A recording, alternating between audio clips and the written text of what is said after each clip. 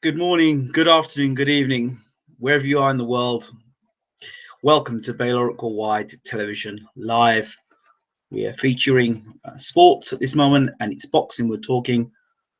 And let's get into it. First and foremost, before I begin in the live chat, YouTube have got a new feature called Super Chat, which allows viewers to chime in and have their view. Not much more different than before where you could just type in, but now YouTube gives you the option to now type in your comments, and then by paying, I don't know how much the money is, but you pay maybe $1 or a pound. I don't know how much it is. Yeah, I haven't looked into myself personally, but it's a new feature, starts on the 1st of February, which is today. So you don't have to do it, but if you want your comment in a chat to be highlighted, it gets highlighted in the chat.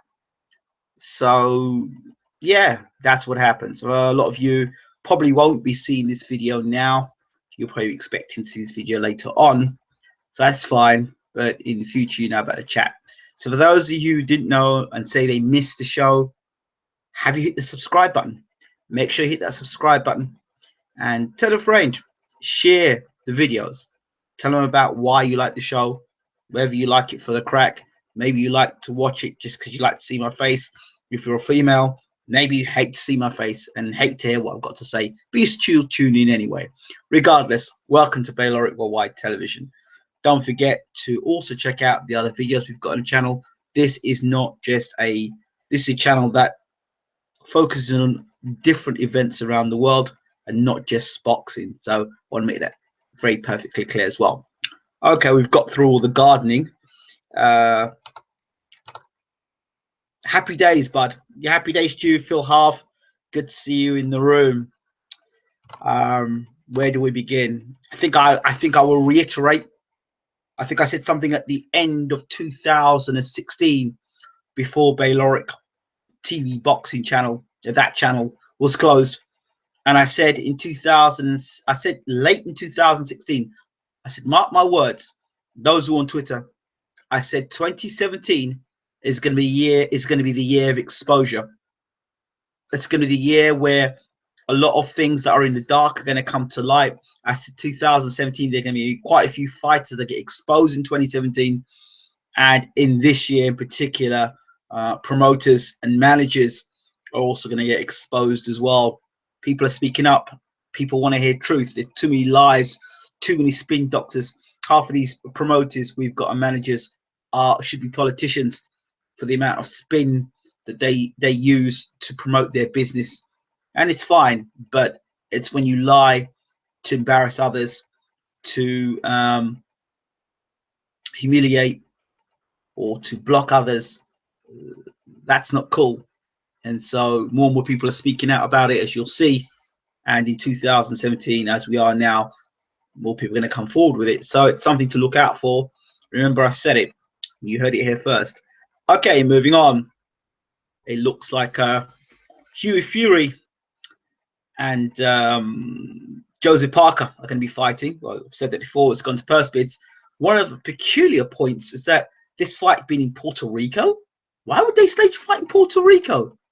I mean, surely they'd staged a fight in Australia, and it would have made sense to have had Hughie Fury versus Joseph Parker on maybe the undercard or joint top of the bill with Pacquiao Horn. That would make much more sense. I mean, with all due respect, Hughie Fury is not a big ticket seller. As much as Hughie's a good fighter and a technically very good fighter, he's not a big ticket seller yet.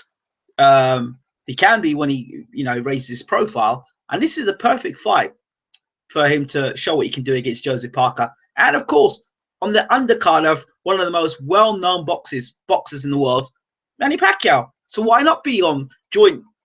It'd be a double header. Why not? I think it would sell better that way. Why does Bob Arum, or why do the Duco events want to take this fight away from that event? I mean, I don't understand it. To me, it makes logical sense. Double header, make it. That would be worthy of a pay-per-view event, because you've got Manny Pacquiao, pay-per-view fighter. You've got Joseph Parker making the first defense of his title. It's going to be in Australia. It's in Australia. Pacquiao making his first fight over, in Australia. Hugh Fury, can he make it? He's the cousin of Tyson Fury. There's lots of things there. Why not make that a pay-per-view fight? Surely, if Anthony Joshua versus Joe Bloggs down the road is a pay-per-view event, why can this not be a pay-per-view event? And Manny Pacquiao is pay-per-view worthy, I think. The fight itself with Joe Horn might not be pay-per-view. But what I'm saying is it's an attraction. It's an event.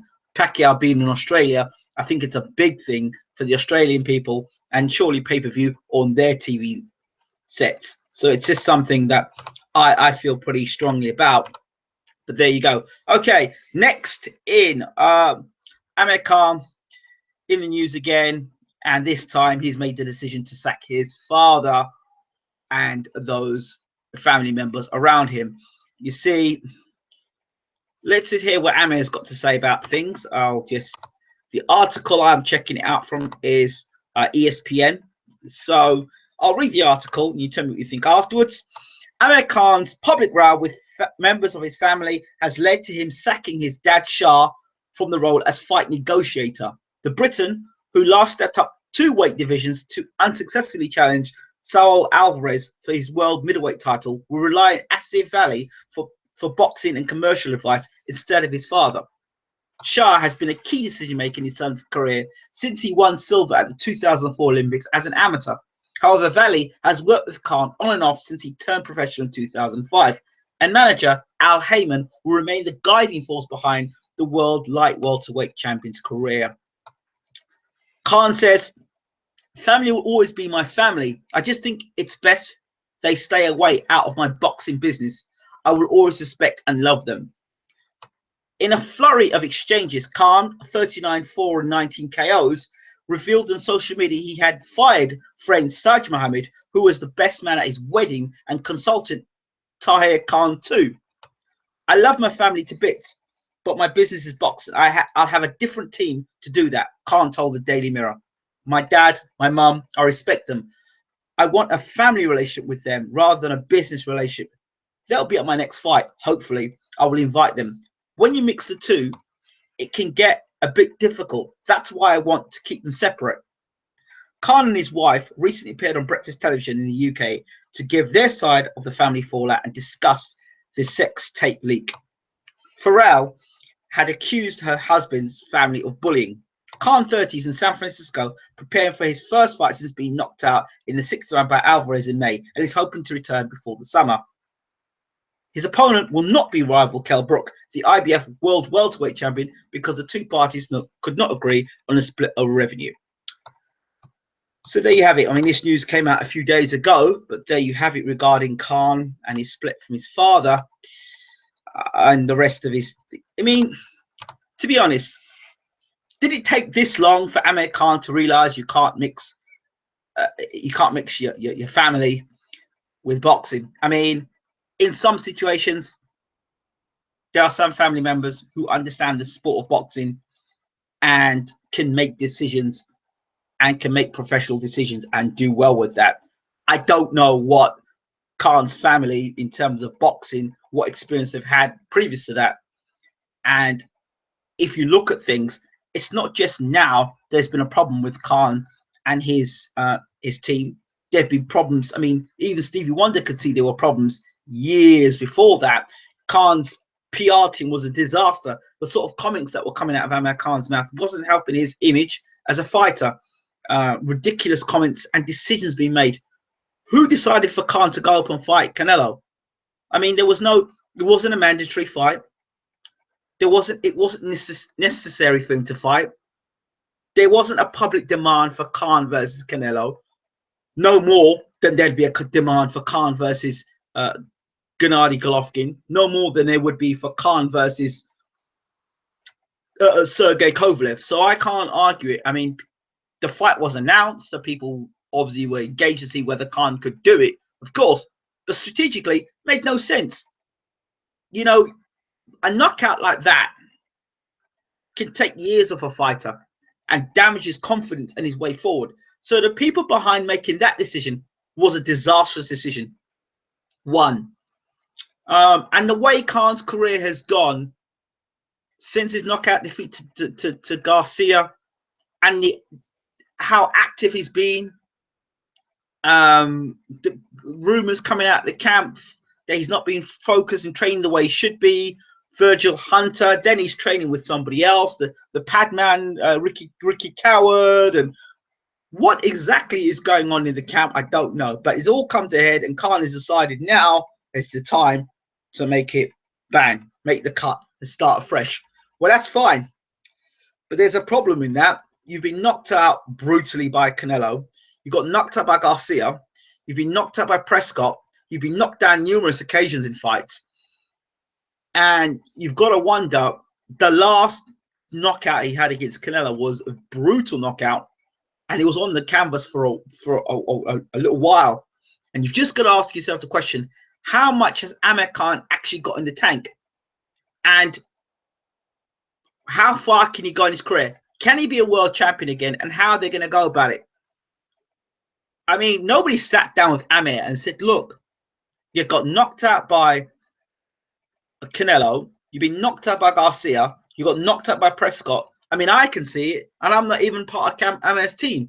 That what are you learning? Clearly, you need to work on your defense. When Vladimir Klitschko got knocked out, he didn't go and run and get himself an attacking coach. He went and got himself a coach that could teach him how to box properly, how to hide that chin and build a sturdy defense. But I hear fans talk about Khan's speed, Khan's speed, Khan's speed. What, can't he box?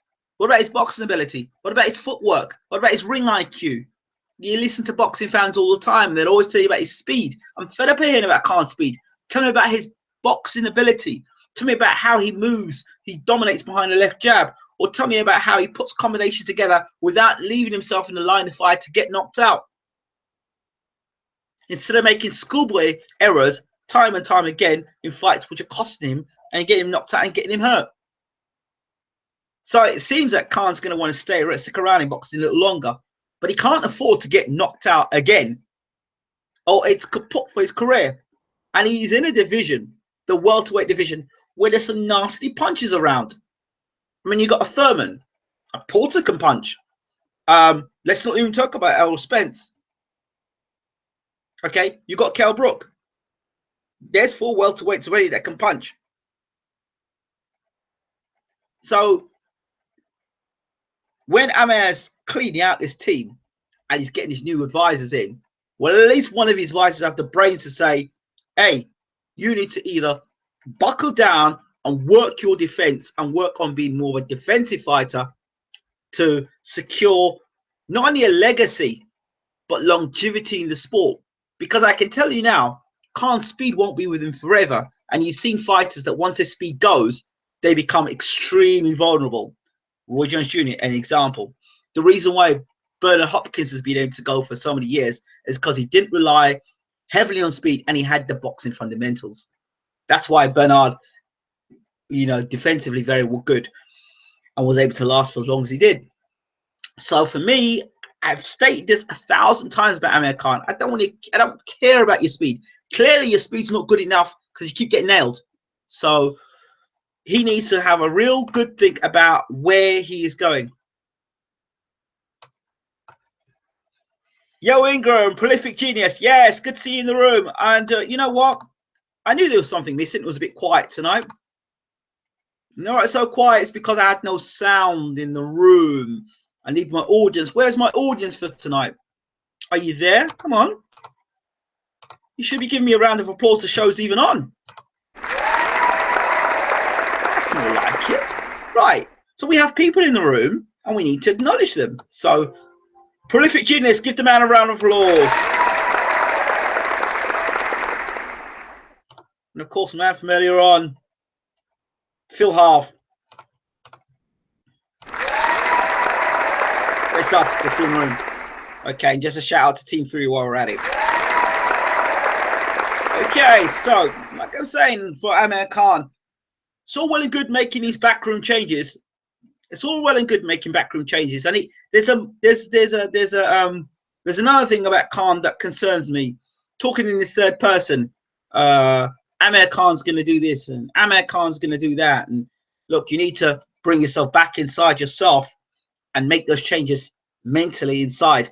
If I'm going to make these backroom changes, I need to make these front room changes in the kingdom, in the mind, right? I need to be able to protect these better. So I need to work on getting a defensive coach. I need to get a footwork coach, get my footwork better. That's what I need to be working on. And now, instead of trying to get myself into these high profile fights, take some time out. All right. You've proven yourself you're a warrior. You fought Canelo. Now build yourself up to another world title shot, a world title shot that you can win. So spend this time now working on getting your footwork right, get your defense right, leaving Virgil Hunter, because Virgil Hunter's not achieved anything other than Andre Ward. And remember, he had Andre Ward since he was a child. So that Hunter's proven, no disrespect to Hunter, he's proven nothing. He's proven nothing in terms of for Amir Khan. I don't know about the other fighters, but he's done nothing for Amir, because Amir still got knocked out by Canelo. And whether that fight was at welterweight, light welterweight, middleweight, doesn't matter where it was, Khan would have still made that same error because he's a puncher. So I don't want to hear excuses. Oh, well, it was the weight. It's a fundamental error. Round of applause for yourself, Ingram. Oh, yes, of course. I should give myself a round of applause, shouldn't I? Or maybe I should give myself a more of a... Let's try again. Yeah, that's good enough. I'll give myself that instead. Right. Thank you very much, Prolific Genius. Let's crack on. So Amir Khan has made his decision to sack his family, and they are going to come ringside. It'll be interesting to see whether there'll be an interviewer that will stick a camera in Amir Khan's family's face and ask him, well, why did you get sacked? Do you feel you should have got sacked? And what do you think the reasons were because the true reasons as to why you were sacked? That would be an interesting interview. But anyway, moving on. Deontay Wilder. Now, if you remember my last live chat, if you remember rightly, I spoke about Deontay Wilder, and I said that there's a number of fighters he could face. And I was the first to be critical, and quite a few people have been critical of Deontay Wilder of not fighting top opposition. But if you look at the WBC rankings, I would advise you to go and look at the WBC rankings and look at the guys that Wilder's fought. He's fought the #1 ranked WBC contender, which is Bermane Stiverne.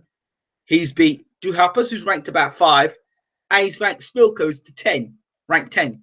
So he's beaten 3 of the top 10 WBC ranked opponents. That may not sound great to you or me, but it's the truth. He has fought in the top 10 according to the WBC rankings. Now, the fact that these guys, before Deontay fought them, weren't in the rankings, and they could have been pulled out of nowhere and then pushed up the rankings because of a few favors here or there, is beside the point. And then afterwards, when they get beat, they just drop down the rankings, but they're in the top 10. So, for example, a guy who was ranked 30th in the world suddenly gets into the top 10 because he's fighting Deontay Wilder, or after he gets beat by Deontay Wilder, he's in the top 10. But whether you want to admit it or not, you know, Duhaupas, since he got knocked out by Wilder, didn't he win a fight? Then he got knocked out by Povetkin. Then you had Eric Molina, who then went on and challenged Anthony Joshua. So, if you know, so in terms of being a harsh critic of Deontay Wilder, you have to look at the rankings and say, did he fight the guys in the top 10? And on today's face value, Deontay Wilder has fought 3 of the top 10 heavyweights in the WBC rankings. He's got the WBC belt. So don't come telling me about the IBF or the WBO or anything else. He's the WBC champion. So therefore, as a WBC champion, and in the top 10, he's beaten 3 of those guys. Now, I suspect Gerald Washington will get the big WBC boost and suddenly arrive somewhere in the rankings. Probably when he was, I don't know where he's ranked now, but he'll probably jump up to God knows. Actually, you know what? Let me go look at the WBC rankings now.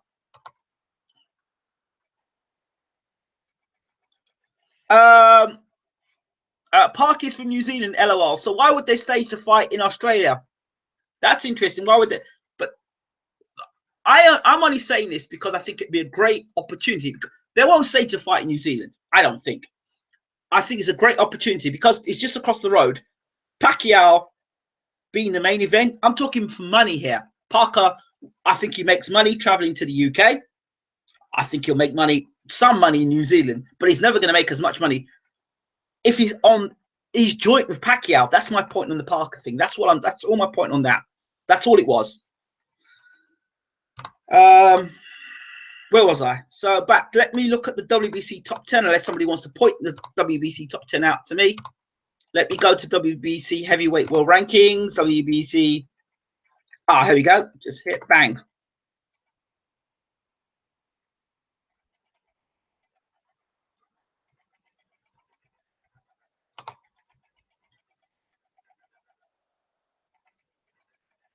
And a big shout out to our friends, the WBC, Jill Diamond, happy birthday to you, and Mauricio Suleiman, the president. So let's have a look here at the rankings. Heavyweight. Top 10. Okay. The top 10. Look at this. Oh, here's something very interesting here. Povetkin, number 1. He'll get scratched out of the way. Stavern will move into number 1 position. Luis Ortiz is ranked number 3 in the WBC. How did he get there?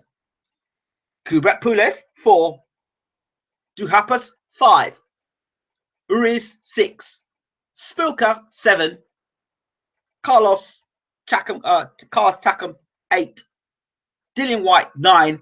Oh, well. Look how it's changed. Gerald Washington has got into the top 10. There we go. Marius Vak, 11. That Polish guy is going to fight Andreas is 12. Miller is 13. Price is 14. Rudenko's 15. And who else of any note? Tepper is 16. Brazil 17. Charles Martin 19. Molina is 20. Chris Arreola is 21. Hughie Fury is ranked 23. Robert Helenius, 29. Adrian Granat, a lot of people talking about him. He's ranked 28. Let's see if there's anybody else of any note. Yes. Izu Ugono. He's ranked 37 by WBC. And interestingly enough, under the NA, not available in the WBC, Lucas Brown, Australia, is ranked not available, and it's under legal. And Tyson Fury, the former undisputed champion, is out for medical reasons. So, is that not interesting? What did I just say to you before I looked at the rankings? Somehow or the other, Gerald Washington will magically get himself into the top 10. And what's happened? Gerald Washington is in the top 10. So, what happens here is that when people look at that, you'll think, oh, there we go. You looked at box track or you looked at WBC rankings. Ah, he's fighting another guy within the top 10. So he looks great. Luis Ortiz is ranked number 3. But isn't it interesting now they're trying to stitch Luis Ortiz up now with Big Baby Miller? If I were Luis Ortiz, I would avoid the Big Baby Miller fight and look to get his chance against Deontay Wilder. Now, the other fight possibly would be Bermane Stiverne versus Luis Ortiz, because Bermane will move into number 1 position. That will move Luis Ortiz into number 2 position. And then we could have that fight happening. Interesting fight. So, those are my thoughts on that. Now, on the thoughts, there are only a few good heavyweights, and the best one retired early, Gypsy King. We'll see where they all are after AJ versus Klitschko. I definitely want to talk about AJ versus Klitschko. I think I will talk about that next. I'm going to try and make this a half-an-hour show if possible. So let me get my little ding-dong in. Yep, let me get my ding-dong in. Right, my next... That's better. So my next talking point will be my thoughts on Deontay Wilder versus Washington, or Gerald Washington. All right. First and foremost, Joe Washington is not an unbeaten fighter. He's one of these Al hate Al. Do you remember Jim will fix it? Well, Al will fix it for you. He'll fix it for you to have an unbeaten record. There is no way did he beat Amir Mansour. Nowhere was that fight a draw.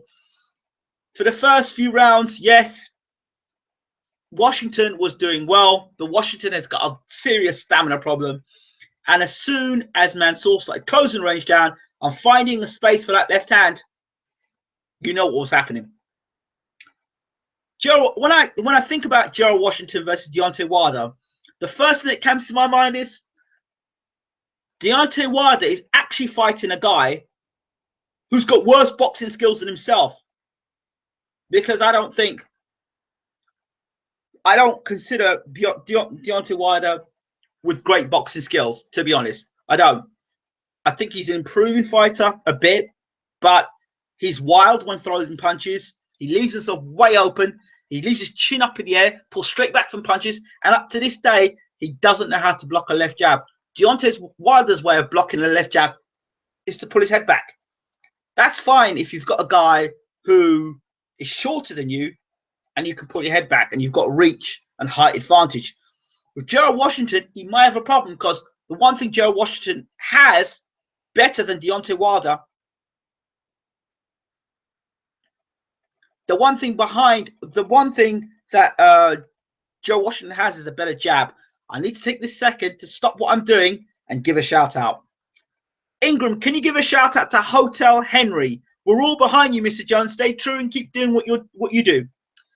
So, give me a second. Let's welcome Hotel Henry to the room.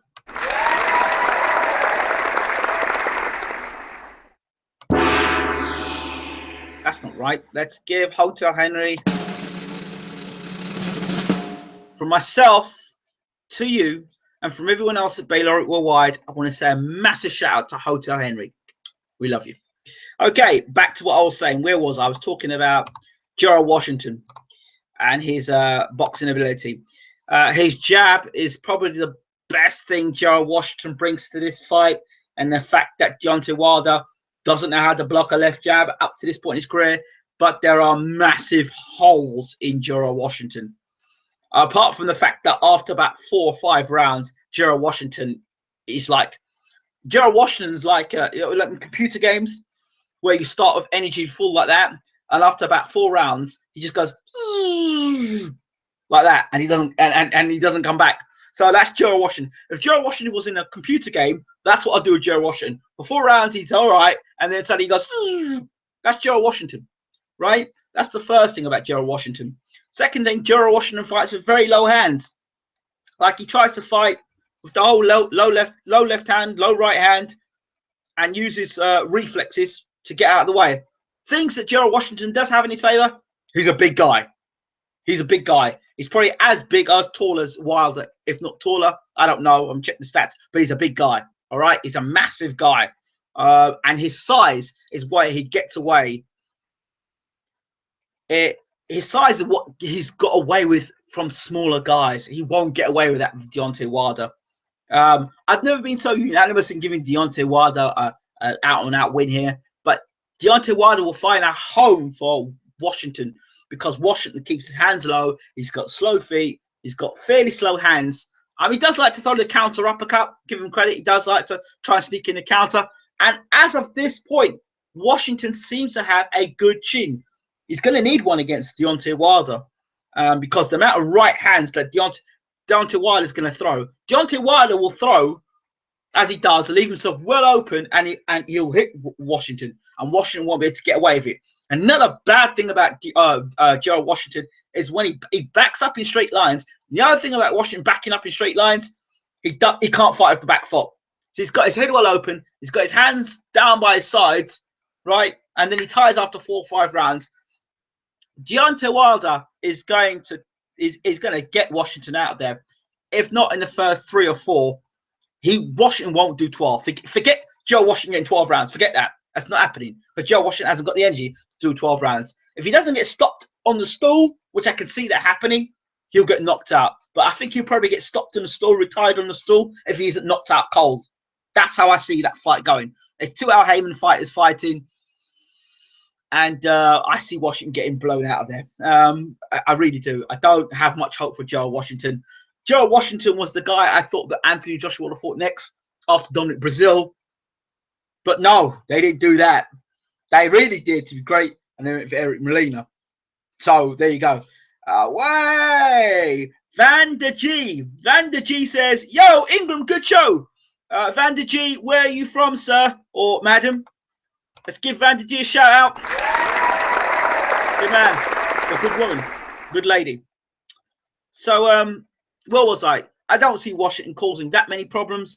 And if Gerald Washington is giving Deontay Wilder problems, Deontay Wilder should just hand the WBC belt back in embarrassment. Okay?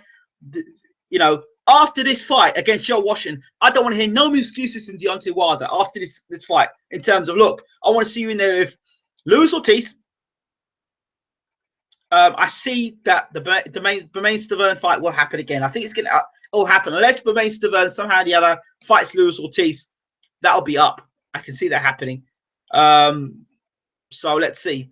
But I want Deontay Wilder to be in big fights. So that's the end of that. I wish Joe Washington all the best. Or former football player. His fight against Eddie Chambers was probably one of the most disgraceful heavyweight fights I've seen of recent times. Everyone who goes back can check back and see how much I've got a lot of love for Eddie Chambers. Hyped him up as much as we could. Guy's got boxing ability. We heard about what he could do in Team Fury and what he was training with Team Fury. Pete Fury said he's doing all this and that. He had the opportunity to shine against Gerald Washington, right? And Eddie Chambers just put his hands up against Gerald Washington, right? And Eddie Chambers is what? 6'1", a small heavyweight. And even Eddie Chambers was able to back up Gerald Washington. Okay? Amir Mansour, 6'1", yeah, was able to back up was able to back up Joe Washington. What the hell is Deontay Wilder going to do to him? Washington is just big. But the only hope Washington has is to hit Deontay on that chin. And when he gets the opportunity to hit him on the chin, follow up. But I don't know. Two Al Heyman fighters fighting. I don't know. If anything, I would rather see Amir Mansour fight Joe Washington. I think Amir Mansour is more deserving. But I don't know what the score is with Amir Mansour. He fought Brazil or Brazili, and he fought Washington. I think he is more deserving of fighting than Gerald Washington. But that's just me. You know, not a lot of... The Gypsy King will be back. Well, I hope so. I hope so. The heavyweight... But then, you know what? I know people saying the Gypsy King will be back. I know. But, and I will say it here, he beat Klitschko the first time round. Now, remember what I said about the whole thing about Carl Frampton? He did it once. Can he do it again? Will complacency set in? I said all these things, and everyone's like, Carl Frampton win the fight. Carl Frampton win the fight. I'm like, no, whoa. Hold on a second, people. Hold on a second, people. Complacency. If he's complacent and Cruz can add that little bit more to his game, Frampton's in trouble. Did they listen to me? Oh no, Frampton will win. Cruz is one-dimensional. And what happened? Old boy Frampton got beat on the night, and convincingly beat on the night. As for Tyson Fury, could the similar things happen? Where's his head in boxing? Where's his real passion for the boxing? Where's his dedication to the sport? These things have to be answered. And then when he gets back in the ring, when all the crap is thrown at him again, is his head going to spin out, and is he going to not want to be in the sport anymore? We don't know what we're going to get with Tyson Fury when he gets back. That's what makes him so exciting and unpredictable. But we just don't know what we're going to get. And I'll tell you something now. Moving on to the next point. Let's bring the next point up. Our next point. Vladimir Klitschko versus Anthony Joshua. Look, fight fans. I'm going to say this to you now. The Vladimir Klitschko, take nothing away from Tyson Fury. But I go back to the same thing with the Leo Santa Cruz point. with the Vladimir Klitschko point. If Vladimir Klitschko was distracted in the fight against Tyson Fury, if Vladimir Klitschko wasn't 100%, if Vladimir Klitschko did not prepare for the fight in the way he should have done, it's got taken nothing away from Tyson Fury. He did the job in the night, and this is not what this conversation is about.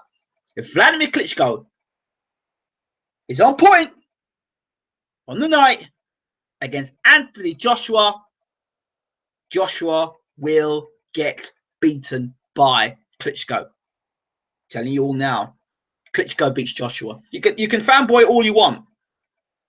Klitschko's got better footwork, better in generalship, better experience, better jab, puts his punches together with more class. Veteran, has been 12 rounds, number of occasions, has got knocked down and has got up to win fights, has fought the best in his division and his generation. Anthony Joshua is like a virgin about to get his first real experience in the boxing ring. And that's where I see it, because Joshua's never been 12 rounds. Joshua's never been in the ring with a guy that punches like Klitschko. Joshua's never been in the ring with a guy who jabs as well as Klitschko. Joshua's never boxed a guy who has experience and timing and distance as Klitschko does. Klitschko's going to go on to be a 3-time world heavyweight champion. And when he says he's got a passion and desire, he's a dangerous man. And all that Tyson Fury didn't get to face, and people are not talking about this part, all that Tyson Fury didn't get to face, and all the venom and the anger and the determination and the frustration that Fury would have had to face when facing Vladimir in a rematch, that Fury won't be facing now, is what Joshua is going to be facing. And that's what they're not telling you. They're not telling you these things. Okay? They're not telling you that a man like Joshua is nowhere as flexible as someone like Tyson Fury. Tyson Fury is ambidextrous, means he can box southpaw and orthodox. Joshua's just shown he can box orthodox. Okay? You don't know. Fury's done 12 rounds before he fought Klitschko at a hectic pace. At a hectic pace. Look at the Chisora fight. That was fought at a hectic pace. So, and they were throwing bombs at one another. Those were two unbeaten fighters going for it. So, I don't think that Joshua is ready for Klitschko because there's been no preparation for it. He's fought guys that he's hit and they're falling over. Well, first of all, if you go back and look at the Dominic Breazeale fight, when Breazeale gave him a slight bit of movement, he was missing with punches. See, Breazeale didn't have no intention to hit him back. He will get hit back by Klitschko. Or when Klitschko starts bouncing on them toes, how many guys has he fought that he bounced around? You know, Klitschko's seen it. He's been there. He's done it before. I can't believe people are just dismissing Klitschko. Joshua's going to walk out there and knock him out. Really? I don't think so. I don't think so. I don't think so. I don't think so. Guys better than Joshua have fought. You can't tell me that Povetkin's a better fighter, is a better boxer than Joshua. No way. Okay. So this is not a knock on Anthony Joshua. I just don't think he's ready. Who's got a better jab? You've got to say Klitschko, and everything starts behind the jab. Who and levels, the people that Joshua has knocked out and the people that Klitschko's knocked out. You know, there's been a fair bit of investment gone into Joshua, and I can assure you, regardless if Joshua wins, loses, or draws, Matchroom would have got their money back via the StubHub and all the other deals that are going on. They're all getting their money back and more. 90,000. They're making trying to make as much money as possible out of this fight, because there's a damn possibility Joshua may lose this fight. Joshua getting chinned in sparring by guys you never heard of, or guys that have got less of the boxing skill than a Vladimir Klitschko. These guys keep getting chinned in sparring over and over and over again, constantly getting chinned in sparring. You wouldn't face David Price. You wouldn't face David Price, who is a thunderous puncher, yet you would face Vladimir Klitschko, and everyone's confident about your chin.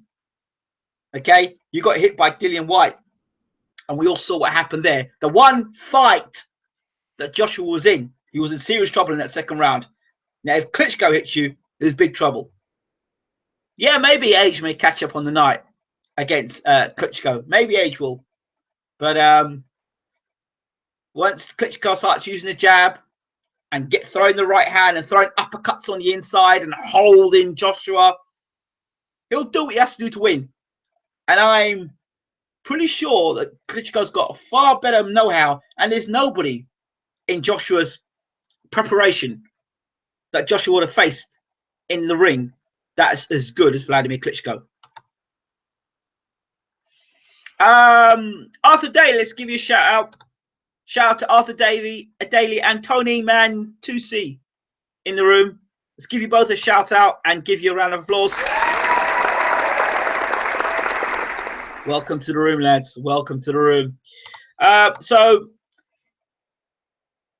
Vander G says he's got to wait for the right moment. I think he's talking about Tyson Fury. I agree. Arthur Daly, smiling, and a finish a lengthy ban for drugs, says Arthur Daly.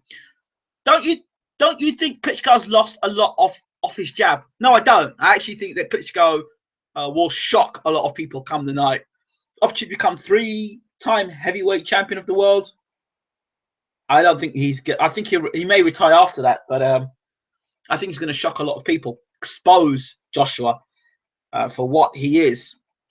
Not ready. I don't think Joshua's ready. Big and strong, can punch. Okay, but that's what people say. If he can't knock you out, then what happens?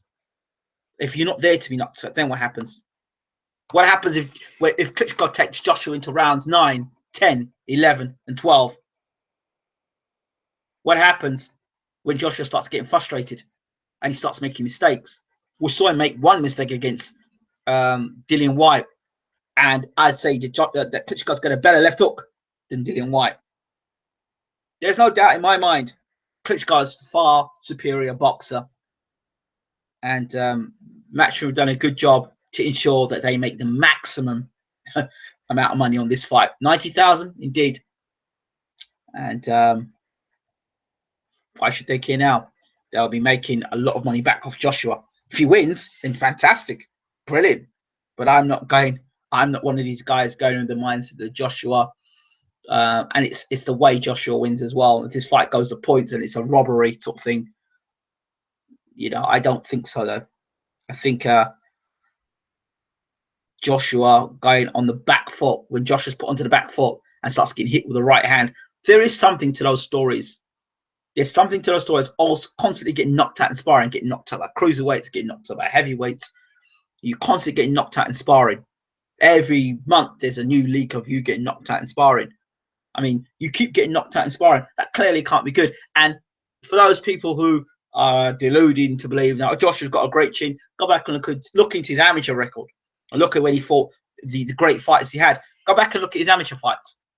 The Olympic gold, when he won Olympic, did he really win that Olympic gold medal? Come on, let's talk about it. You don't think Klitschko's lost? Yeah, I've answered that already. So yeah, so those are my thoughts there. I picked Klitschko to be the heavy favorite, although the Joshua hype is there. The momentum fighting who? Molina. The first 30 seconds of the fight is put his hands up and running towards the ropes. When am I going to get paid? When am I going to get paid? In the third round, son. In the third round, you'll get paid. So in the third round, Joshua says, all right, enough of this. I've given the crowd 2 rounds of Molina running to ropes. Now I'm going to finish him off. Klitschko will not be coming into the ring, backing up onto the rope to the first 30 seconds. That won't be happening. So then you had Dominic Brazil. Go and look at how Joshua went about the Brazil fight. And think to yourself, if that's somebody faster with a better jab, better footwork, and better punching ability. Go look at the Brazil fight, look at Joshua, the mistakes Joshua was making in the fight there, and put Klitschko in that ring. And then, do you really fancy your chances with Joshua and Klitschko? You know, casuals will turn and say, "I'll just walk out there and knock him out," because they've watched guys that are paid to fall over. or it's not in the script for them to win. Charles Martin as well. So, like I said, the one guy that was there to upset the apple cart, the one guy that came to fight was Dillian White, and it's that fight that should ring alarm bells to Joshua fans, because that's the first time your boy's been in the ring against somebody who wants to hit him back. And that was a guy that was injured going into the fight with the same shoulder that he got hit with a left hook with. So just think about this, people. Think about this. Think about this. You know, it's all right about stay humble and all the rest of it, but I don't know. I'm not so confident in the whole Joshua thing. But you know, people will go on and jump on a hype and hype it all up and stuff. So yeah, for those who have just joined, thank you so much for joining in and listening to the show. I'm not going to do a long, lengthy show today because I want to try and keep these down to 30 minutes rather than go on for an hour and a half. And those people will watch this on the replay afterwards. Thank you all for watching. I appreciate you all. And what is the money split for Joshua Klitschko? I don't know. Tell me. I don't know. Amir Khan, yep, spoke about Amir Khan earlier on in the show. Spoke about Amir Khan splitting from his dad, who's the fight negotiator, and his best man, Saad Mohammed, and other people in his back room. Amir Khan has basically said that he believes that he loves his family, but when it comes to boxing, the business side of things of boxing, his family need to be kept away from it. So that's the story on Amir Khan sacking his dad. And for those who are just tuning again, Deontay Wilder will be facing the great Gerald Washington in his next defense of the WBC title.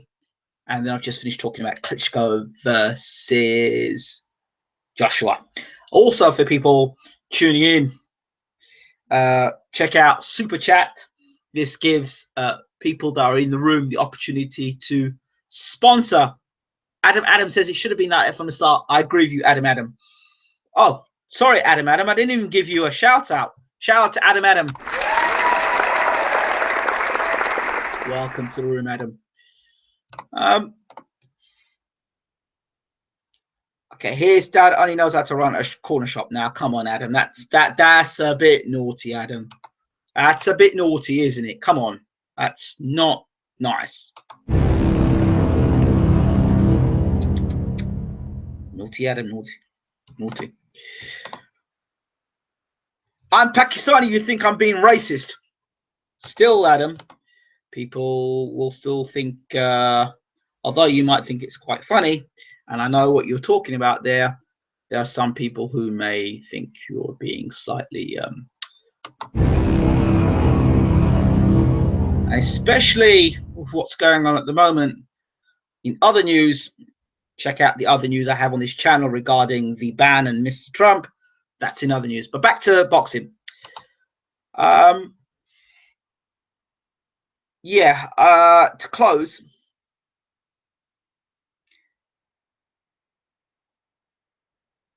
my thoughts are this in terms of Joshua and Klitschko. I think, as I said before, I think the money has been well made back by Matchroom. Those extortionate tickets on StubHub. And if you want to know more about StubHub and the real true story about StubHub, check out the channel, the Baylor Worldwide channel. Check out an interview with Russell Hartley and type in StubHub. Now, finally, and let's get back to this point. Super Chat. Let me talk to you about Super Chat once again.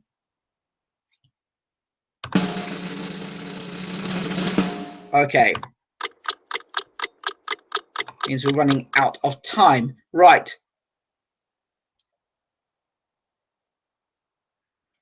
StubHub. Talk StubHub.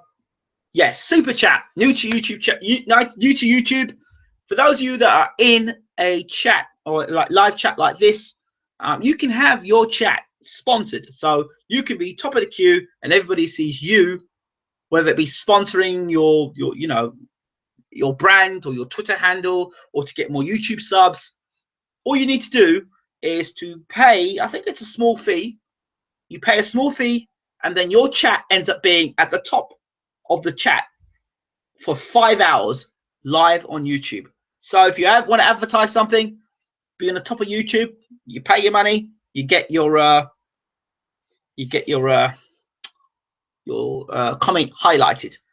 Okay, we will talk about Spence versus Brook, and that will be my close. So let's final talking point. The ongoing story between Brook and Spence. Well, remember this statement about daring to be great? Oh, I can't fight him because I've got my mandatory, which is Yo-Yo Dan. And then, oh, I can't fight him because I've got my mandatory. It's busier. Oh, I need to have a voluntary, so I'm going to fight Frankie Gavin. Oh, I can't fight him because I've got a mandatory. Okay, who's your next mandatory? Errol Spence. Well, why can't you fight Errol Spence, Kel? Or because I want to fight Amir Khan. So, and Eddie Hearn, Mrs. Chu. What about daring to be great? Yeah, why didn't you and Brook dare to be great and fight Errol Spence? You know why? Because there's a real possibility that the IBF champion may lose his belt. 1, 2. The other thing is that not only are you going to lose your belt, you're going to lose your belt to a virtually, I don't want to say unknown fighter, but it's never been part of pay-per-view. But it's said in America that Spence's fight against Bundu was one of the most highly viewed boxing events, or the most highly viewed event, which was on a Sunday, I believe. It was a very highly viewed event, more highly viewed than Thurman versus Porter. And look at that. So they don't want that fight. Let's be honest. They don't want that fight. And in terms of Brook versus Khan, according to Dennis Hobson,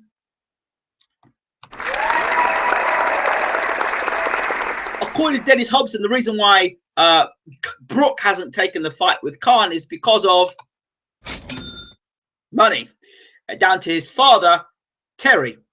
And he's been talking about percentages and all the rest of it. So, Kel, what about that mandatory? Amir Khan's not your mandatory, is he? Okay, so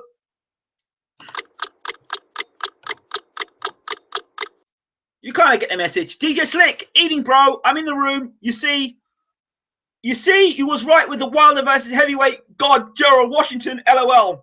Shout to my man, DJ Slicks.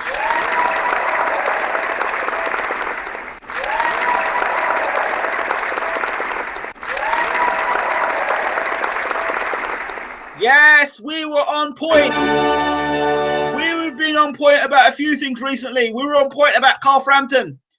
We were on point about Deontay Wilder.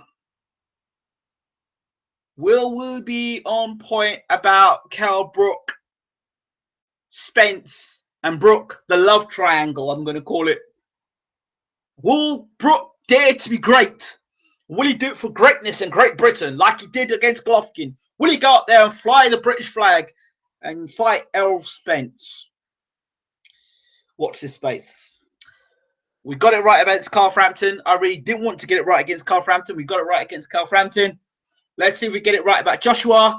And how can I not talk about Chris Eubank? Chris Eubank!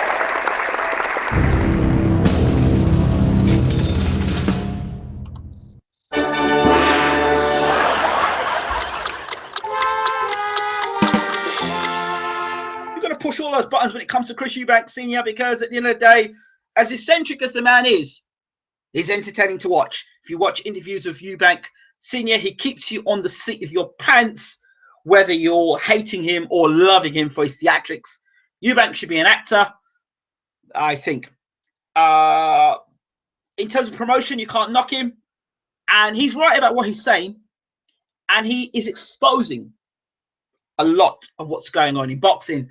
But a lot of what's going on in boxing and a lot of what Eubank Senior has been saying is stuff that I have been saying for God knows ages. I was the one who told a lot of you that Eubank would be the kind of man that would allow his son to take a beating from a much bigger fighter and walk away just to see if his son could do it. I know. I used to see Eubank, used to come down to my gym. Okay, when I used to run on the seafront, I see Eubank all the time. Not much has changed. The mentality hasn't changed, and I knew his sons when they were knee high. Okay, so not much has changed. Not much has changed. He makes some valid points. I know you laugh about the whole thing about the Andre Ward situation with, you know, but he makes some points. Statistically speaking, Ward doesn't throw that many punches. Okay, he's not the, you know, at light heavyweight. Okay, we saw the sparring session against Eubank and Carl Froch. Eubank seemed to handle himself well. Again, those were not 10-ounce gloves. So Eubank still has to prove the point.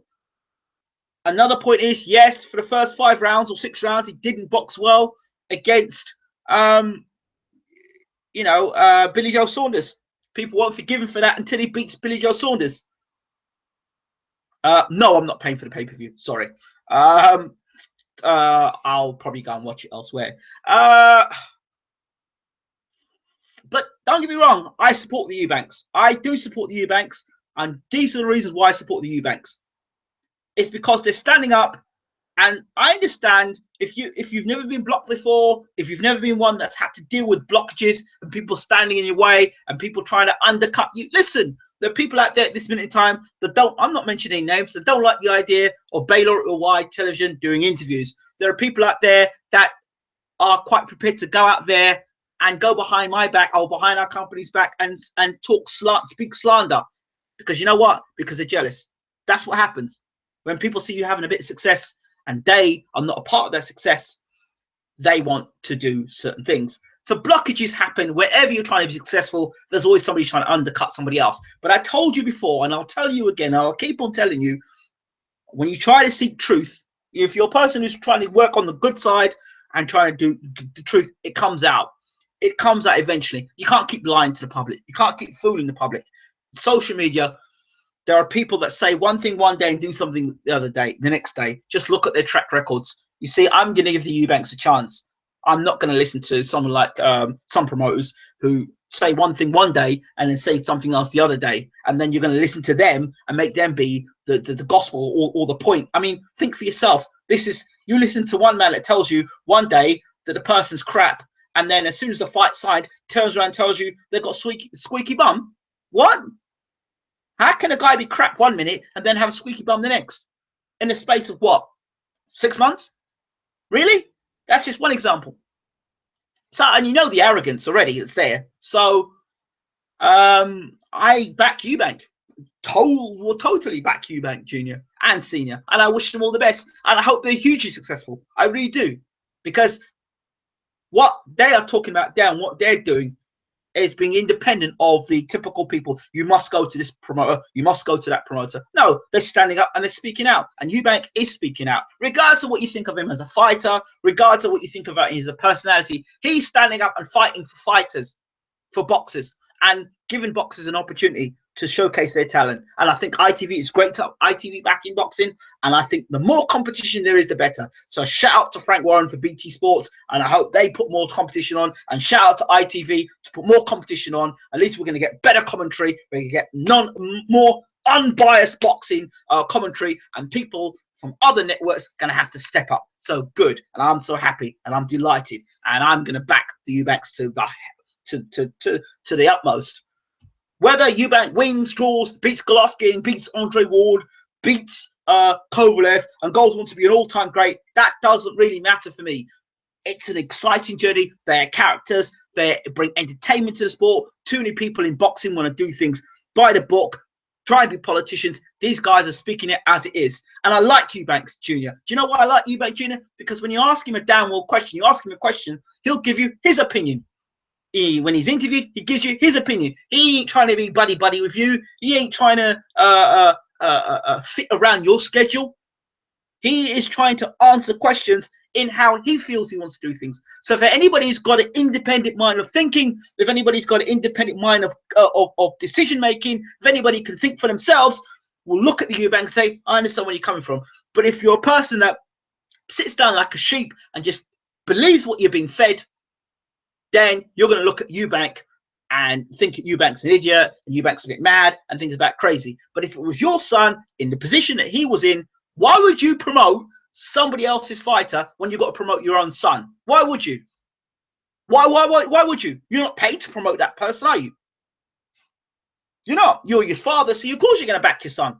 I don't hear Angel Garcia talking about Danny Garcia saying, rating up Keith Thurman or rating up Sean Porter or rating up this person.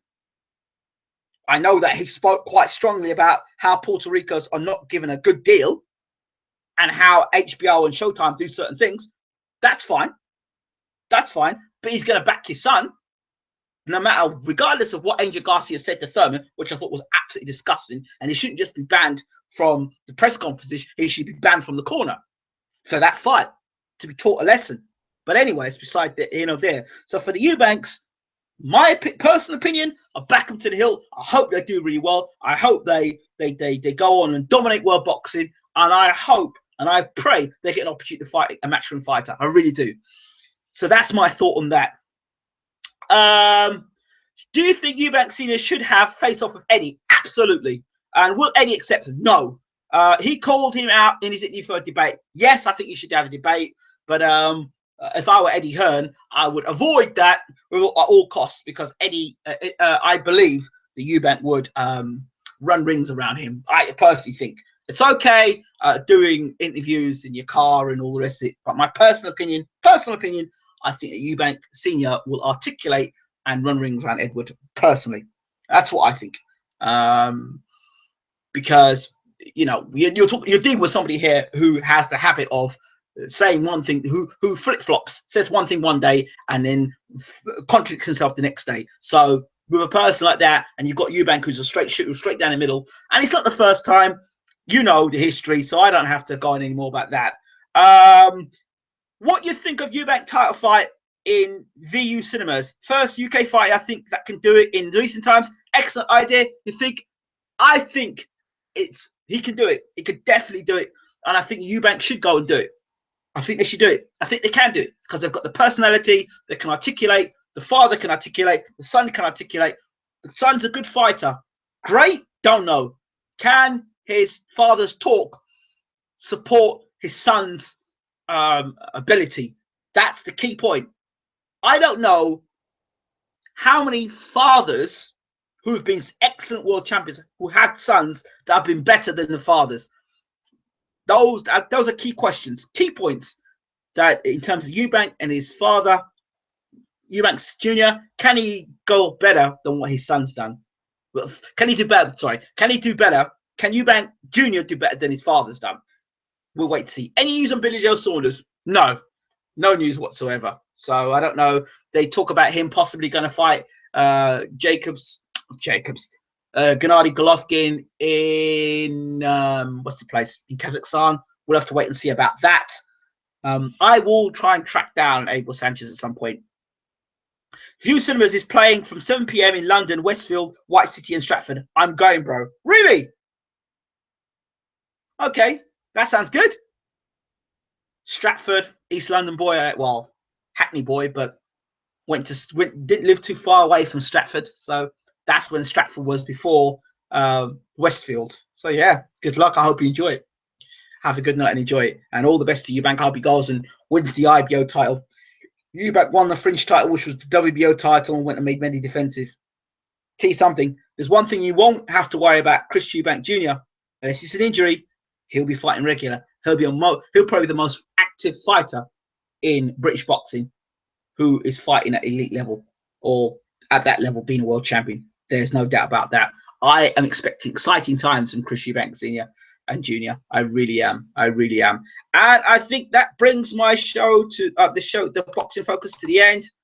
Again, already, I've said it before and I'll say it again. Don't forget, rate, subscribe, leave comments, and please share the video. Share it on your Facebook page. Share it on your Twitter page. Share it. Let's get these numbers up. We are at 7,000 subscribers. Let's hit that 10,000 subscriber mark. Let's get there. Help us get to the 10,000 subscriber mark before we transition. Okay, I think that's it for me. Don't forget to watch the other videos at the end of this show, at the end of this uh, video. There'll be videos at the end. You can check them out. News bulletins, boxing interviews, previous old boxing interviews with some of your favorite fighters from around the world. And if you have any requests in terms of shows, people, interviews, the lot, let us know. We love to hear from you. This is Bayloric Worldwide Television Boxing Feature live chat. Thanks for watching. Take care.